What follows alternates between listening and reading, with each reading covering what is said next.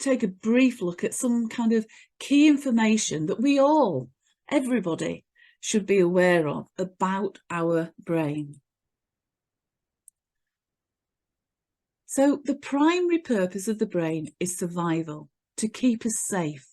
And it does that by constantly scanning the environment. Right now, wherever you are sitting, your brain, unconscious to you, you're not aware of it, is scanning your environment all the time, looking for those potential kind of threats.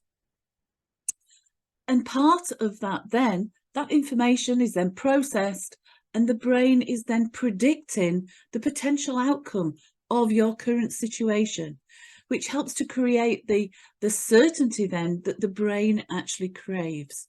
And it's all about minimizing threats and potential threats and risk so that we can actually avoid threat to keep us safe.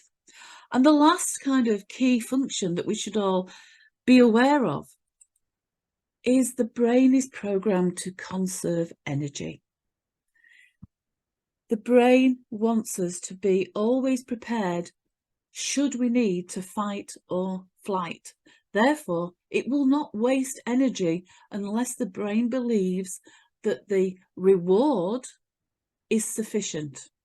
And I'll just explain that a little bit more in a second. So, when we're confronted with a change, our brains automatically calculate the potential risk and the potential reward.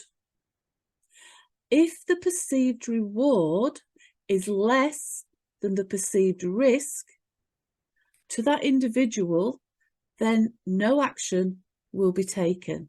So in other words, inaction or resistance will be the behaviours that we see in that individual. So what is it then that is motivating the brain to take no action? It's all about avoiding that threat and conserving our energy in case we need that fight or flight. So making change actually involves several brain regions, which helps to explain why change can be so hard. Now, I'm just very quickly going to go through these brain regions. First of all, our prefrontal cortex. So that's our cognitive, logical, rational, problem-solving part of the brain. The role of the PFC, as we call it, the prefrontal cortex, is to weigh up all the incoming data that's coming from various different sources. First of all, our amygdala. That registers the emotions that we're feeling when we think about change and how it might impact us in the future.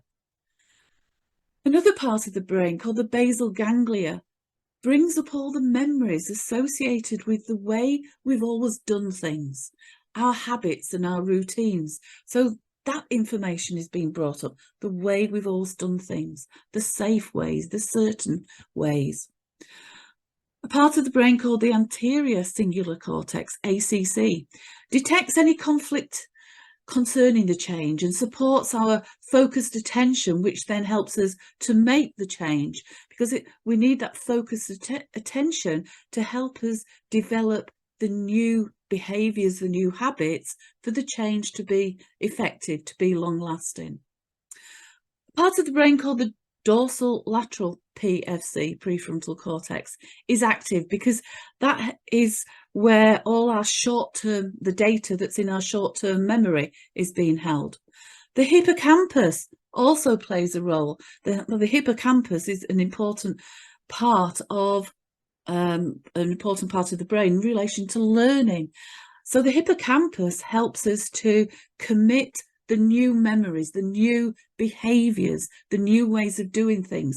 It helps to commit that into our longer term memory so that it becomes the way that we do things. So again, a very important stage or a very important part of the brain that we need to be aware of and think about. How are our actions and behaviours as leaders, the things that we're saying and doing, how are they all activating the right parts of the brain to get the right outcomes that we're looking for. So clearly an awful lot goes on in change, and so no wonder our brains are always trying to kind of maintain that status quo. The brain is a highly connected organ, and it's really important to understand that no one area of the brain is responsible for change. For change to take place and be effective, it relies on all our areas in the brain working in concert together. And they'll either do that and reject the change, or will do that and accept the change. And again, it comes down to that risk versus reward, how it's perceived by the brain.